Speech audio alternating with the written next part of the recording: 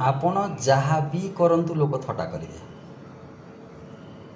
ଭଲ କଥାବାର୍ତ୍ତା ଟିକେ କରିକି ଦେଖନ୍ତୁ, ଲୋକ କହିବେ ଅତି ଦେଖି ହେଉଛି, ଆମକୁ ଆଉ କ'ଣ ଏମିତି ଆସିଛି କି କଥା ହେବାକୁ।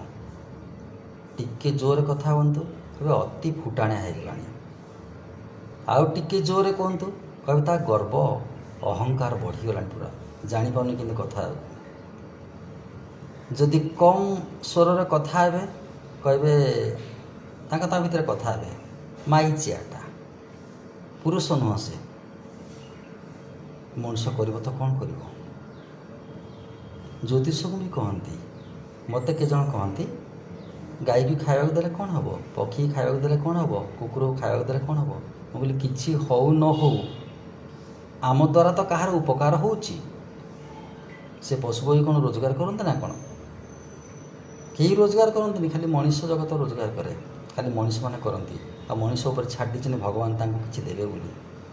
କିଛି ହଉ ନ ହଉ ଆମର ପୁଣ୍ୟ ହେଉଛି, ପୁଣ୍ୟ ବେକାର ଯାଏନି, ତାଙ୍କର ତ ଦୁଆଁ ରହିବ ନା। ସେ ବି ତ ଠାକୁରଙ୍କୁ ଡାକିବେ ନା, ଧନ୍ୟବାଦ ପ୍ରଭୁ, ଯାହା ମାଧ୍ୟମରେ ମୋତେ ଖାଇବାକୁ ଦେଲ ତାଙ୍କର ମଙ୍ଗଳ କର। ଏଇଟା ହିଁ ରହସ୍ୟ।